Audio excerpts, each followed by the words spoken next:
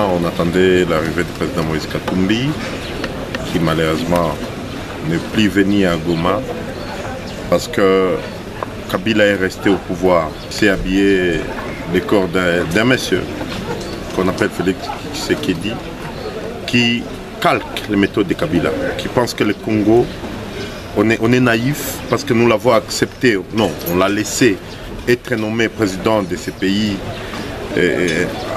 sans être élu par le peuple congolais. On l'a laissé diriger la République par la volonté de lui et son ami Kabila.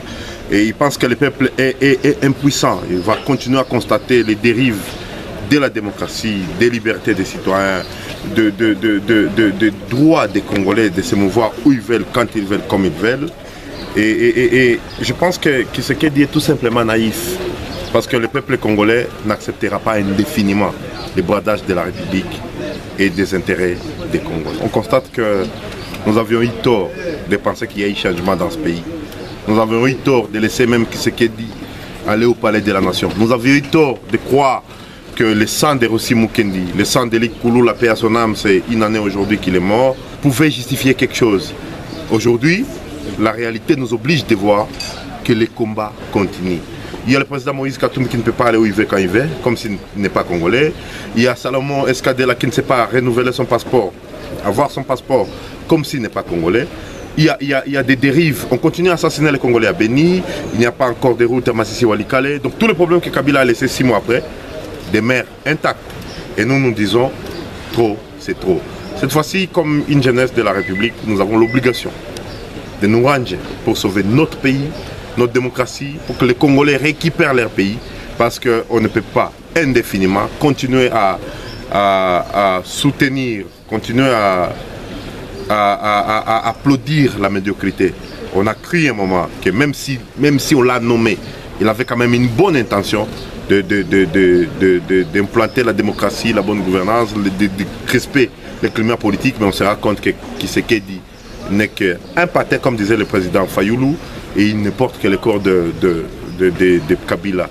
Et pour nous, c'est inacceptable. Bon, il y a eu tout le Congolais qui était à l'aéroport. Il n'y avait pas que les gens de la Mouka qui étaient à l'aéroport. Il y a eu d'autres Congolais qui sont venus à l'aéroport pour soutenir, pour accueillir le président Moïse Katumbi. Et on ne peut pas imputer les cas à la Mouka. Il n'y a pas eu que les militants de la Mouka. Vous savez bien que le président Moïse Katumbi, il est acteur sportif. Il est leader de beaucoup d'associations. Il est cadre politique. Il a aussi des sympathisants nets. Il y a aussi des Kyriers qui sont venus. On ne peut pas imputer des casses aux militants de la Mouka ou des militants d'ensemble. Il y a eu tout Goma était à l'aéroport aujourd'hui. Ils ont triché les élections. Nous avons dit on sauve les pays, on ne va pas verser les bébés et l'eau. Ils ont confisqué la démocratie. Et l'héritage de Kabila, c'est aujourd'hui Félix qui emporte la responsabilité. Nous avons accepté. Mais je crois qu'ils ont l'impression que nous avons perdu. Nous n'avons perdu personne. Nous avons sauvé ce pays. Et comme disait mon frère aussi, paix à son âme aussi, le peuple gagne toujours. Et nous allons gagner. C'est notre combat, c'est notre droit, c'est notre devoir d'aller accueillir qui on veut, quand on veut, où on veut, comme on veut. C'est notre pays. Et ce pays n'est pas un cadeau de qui que ce soit. Ils ont volé les votes, ils n'ont pas été élus. Nous le lui rappelons et nous le disons à la radio devant les chaînes du monde entier. Il n'a pas été élu, il n'a jamais été élu. C'est-à-dire si nous avons accepté qu'il soit président de ce pays, c'est tout simplement parce que nous avons pensé que il y a un semblant de changement. Et on disait qu'il pouvait aller sur la lignée de son père. Mais on se rend compte que c'est vraiment un Kabila bis. Et nous allons continuer le combat. Ce qui a mis Kabila dehors mettra aussi Félix dehors. C'est une déclaration de guerre qu'il vient de faire. Et nous allons lui répondre comme peuple. Nous n'avons pas d'armes, nous avons la masse, nous avons la population congolaise et on va vaincre.